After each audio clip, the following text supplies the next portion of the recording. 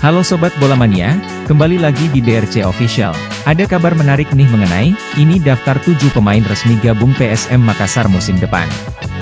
Direktur Utama PSK Makassar, Sadikin Aksa akan mengumumkan pemain menjadi rekrutan baru maupun wajah lama. 7 pemain muda merupakan penggawa inti PSM Makassar di posisinya. Bernardo Tavares punya peran penting dalam menciptakan pemain berlabel timnas di PSM Makassar. Ini berdampak positif pada klub PSM Makassar. Tak perlu lagi pusing memburu pemain klub lain. Meski baru satu musim menukangi PSM Makassar, Bernardo Tavares mampu menciptakan pemain handal secepat kilat. Para pemain yang musim lalu bermain di tim akademi. Selebihnya merupakan pemain jebolan Liga 2 Indonesia. Namun setelah melewati proses seleksi yang ketat, para pemain mampu keluar sebagai pemenang. Dengan menjelma menjadi pilar tak tergantikan di posisinya.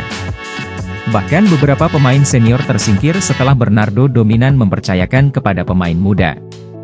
Kini, 7 pemain muda PSM Makassar telah siap diberi tanggung jawab lebih untuk mengangkat prestasi tim. Para pemain tersebut diantaranya, Ananda Raihan Aliev, Muhammad Zaki Asraf, Sultan Zaki, Ramadan Sananta, Ricky Pratama, Yance dan Yakob Sayuri. Menjelang Liga Indonesia musim depan, para pemain muda PSM Makassar dipastikan akan bertahan bersama pasukan Ramang. Meski beberapa di antaranya dibidik beberapa klub, namun sosok Bernardo Tavares akan menjadi alasan para pemain bertahan. Sosok pelatih asal Portugal ini mampu memberi solusi kepada pemainnya dalam meningkatkan performa di lapangan. Kalau saya melihat, 7 pemain tersebut tidak akan dilepas. Mereka ini masih butuh belajar bersama Bernardo Tavares.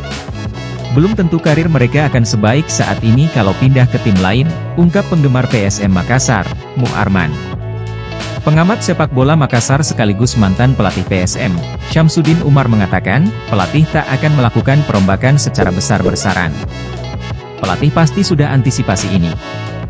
Jangan terlalu banyak perombakan, pemain yang layak dipertahankan dan yang minim kontribusi dievaluasi, tukasnya.